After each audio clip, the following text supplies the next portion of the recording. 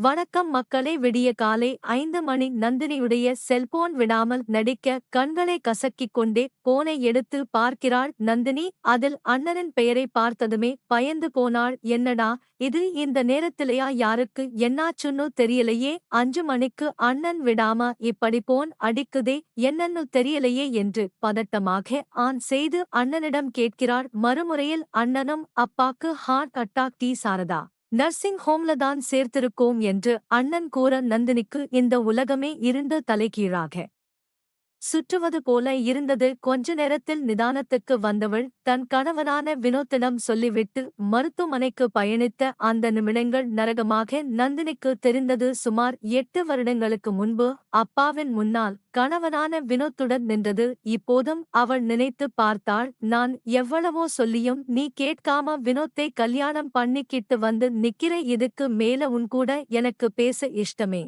இல்லை. உடனே இந்த இடத்தை விட்டு வெளியே போ என்று அப்பா துரத்த எதுக்குங்க இப்படி நீங்க கத்துறீங்க? வினோத் யாரு? உங்க அக்கா பையன் தானே என்று சப்போர்ட்டுக்கு வந்த அம்மாவையும் பார்வையாலேயே எரித்து விடுவது போல அப்பா பார்த்தார். அப்போதிலிருந்து நந்தினியோடு பேசுவதையும் நந்தினியை பார்ப்பதையும் அப்பா தவிர்த்து இப்படியே 8 வருடங்களும் ஓடிவிட்டது. ஆனாலும் 2 குழந்தைகள் பிறந்த போதும் கிரகப்பிரவேசத்தின் போதும் மறக்காமல் அம்மா, அண்ணன், அண்ணி என்று யாராவது ஒருவரை அப்பா அனுப்பியும் விடுவார். நமக்கு உடம்பு சரியில்லாம வீக்கா இருக்கும் போதுதான் எல்லோரையும் பார்க்கணும் பேசணும்னு தோணும். நீ போனா பா கோவிச்சுக்க மாட்டாரு, போயிட்டு வா என்று கணவனான வினோத் அந்த நம்பிக்கையின் அடிப்படையில் தன் அப்பாவை பார்க்க மருத்துவமனைக்கு விரைந்து செல்கிறாள் நந்தினி. மருத்துவமனைக்கு வந்த நந்தினி முதலில் தன் அம்மாவையும் அண்ணனையும் பார்த்துவிட்டு அப்பாவை பற்றி நலம் விசாரிக்கிறார். அப்பாவை பார்ப்பதற்காக ஐசியு சென்றபோது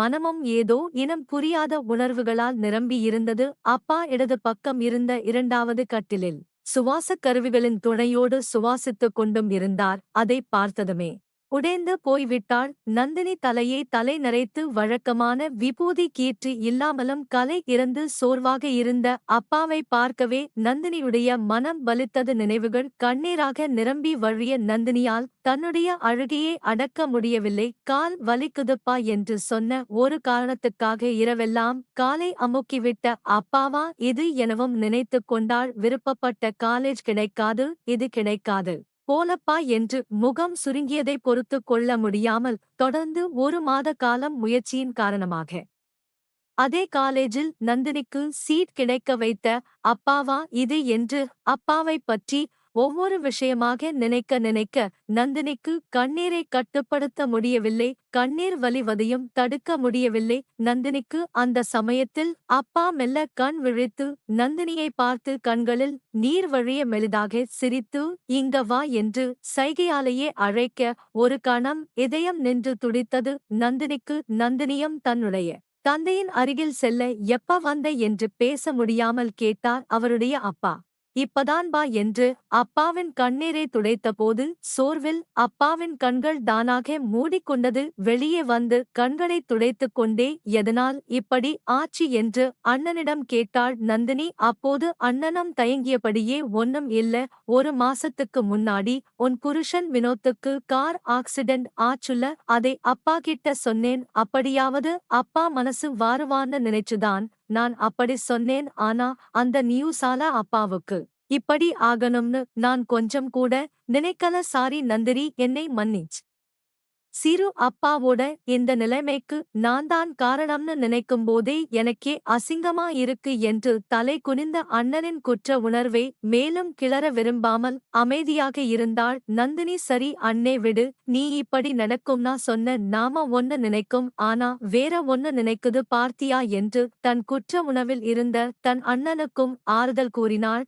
இவர் சொன்னதிலிருந்து அப்பா உடைஞ்சு போயிட்டார் நந்தினி என்று அண்ணியும் கூட சேர்ந்து கொண்டாள். வினோத்துக்கு ஒன்னும் இல்லையே, நல்லா இருக்கான் தானே என்று கேட்டுக்கிட்டே அடிக்கடி இருந்தார். சரி நந்தினி, நீ கிளம்பு, டைம் வேற ஆயிருச்சு, நாளைக்கு காத்தால வா என்று அனுப்பி வைத்தான் அண்ணன். இப்படியே 2 நாட்கள் குழந்தைகளின் பராமரிப்பை தன் கணவனான வினோத்திடமே முழுமையாக ஒப்படைத்துவிட்டு நந்தினி வீட்டுக்கும் மருத்துவமனைக்கும் சாப்பாடு கட்டி எடுத்துக் கொண்டு போனாள். அப்பாவை அதன் பிறகு நார்மல் வார்டுக்கு மாற்றி இருந்தார்கள். அப்பா ஏதாவது சாப்பிட்டாராமா என்று நந்தினி தன் தாயிடம் அன்பாக கேட்டாள். இப்பதாமா நர்ஸ் வந்து கஞ்சி கொடுத்தாங்க, நாளையிலிருந்து இட்லி பிடலாம்னு சொல்லி இருக்காங்க என்று அம்மாள் கூறியதுமே நந்தினிக்கு அப்போதுதான் மூச்சே வந்தது. கொஞ்ச நேரத்தில் அப்பா கண் விழித்தும் கொண்டார். நந்தினியை அருகே அழைத்து பக்கத்தில் இருந்த நாற்காலியை காண்பித்து அதில் உட்காரவும் சொன்னார். உன் கணவன் வினோத் வரலையாமா என்று பேச முடியாமல்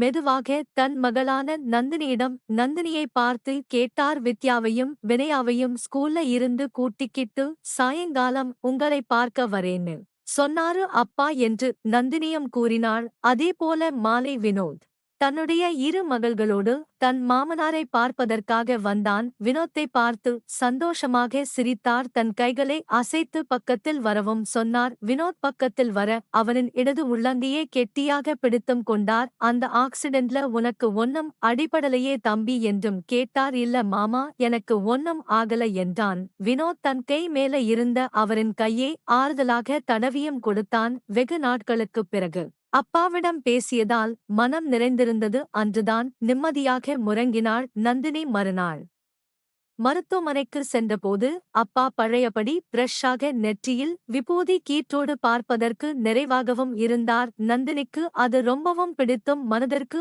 ஆறுதலாகவும் இருந்தது. அப்போதும் கேட்டார், உன் கணவன் வினோத் வரலையாமா என்று. பிளம்பிங் வேலை நடக்குதுப்பா, நல்ல பெரிய வீடாமா என்றும் கேட்டார். எங்க வீட்டை பார்க்கிறீங்களாப்பா என்றபடியே தன்னுடைய செல்போனில் தாங்கள் புதிதாக கட்டி கிரகப்பிரவேசம் செய்த அந்த வீட்டை காட்ட ரசித்து மகிழ்ந்த அப்பா மாப்பிள்ளையை பார்த்து கார் ஓட்ட சொல்லுமா. ஆக்சிடென்ட் கேட்டதிலிருந்தே என் மனசுக்கு ரொம்ப கவலையா இருந்துச்சு என்று மகளிடமும் பாசத்துடன் கேட்டுக்கொண்டார். ஏனோ அந்த நாள் முழுவதுமே அப்பாவும் மகளும் சந்தோஷமாக நேரம் போவதே தெரியாமல் பேசிக்கொண்டும் இருந்தனர். மறுநாள் அதிகாலை 4 மணிக்கு நந்தினியுடைய அப்பா மறைந்து போனார். 13ஆம் நாள் காரியம் முடிந்த இரவு 500,000 ரூபாய் நோட்டுகள் செல்லாது என்று பிரதமர் அறிவித்தார். நந்தினி அப்பா பீரோ லாக்ல ஏதாவது பணம் இருக்கா பாரு, நம்ம அப்பா குருவி சேர்க்கிற மாதிரி ஒவ்வொரு பைசாவும் சேர்த்து வச்சிருந்தாலும் வச்சிருப்பாரு.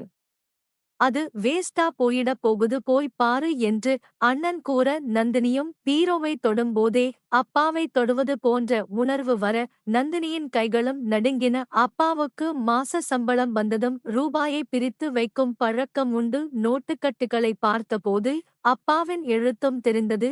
அதை உற்று பார்த்த நந்தினி உறைந்து போனாள். அதில் நந்தினி தலை தீபாவளி, நந்தினி கிரகப்பிரவேசம், நந்தினி வளைகாப்பு, நந்தினி பொங்கல் சீர் என்று அவளுக்கு தான் செய்ய வேண்டிய சீர் அனைத்துக்குமே பணத்தை பிரித்து வைத்திருந்தார். அப்பா ஒரு பெரிய துக்கம் ஒன்று அவள் தொண்டையில் இருந்து எழுந்தது. அப்பா அவள் சேர்த்து வைத்திருந்த அந்த பணக்கட்டுகளாலேயே தன்னுடைய முகத்தை மூடிக்கொண்டு பெரிதாக அழத் தொடங்கினாள். நந்தினி, இந்த வீடியோவை பற்றிய உங்களுடைய கருத்துக்கள் என்ன அப்படிங்கறத கீழே இருக்கக்கூடிய கமெண்ட் செக்ஷன்ல மறக்காம சொல்லுங்க. முடிந்த அளவுக்கு இந்த வீடியோவை மற்றவங்களுக்கும் ஷேர் பண்ணுங்க. மேலும் இது போன்ற பல வீடியோக்களை பார்க்கணும் அப்படின்னு நினைச்சீங்கன்னா மறக்காம இந்த சேனலை சப்ஸ்கிரைப் பண்ணுங்க. கூடவே அந்த பெல் சிம்பலையும் மறக்காம கிளிக் பண்ணுங்க. நன்றி, வணக்கம்.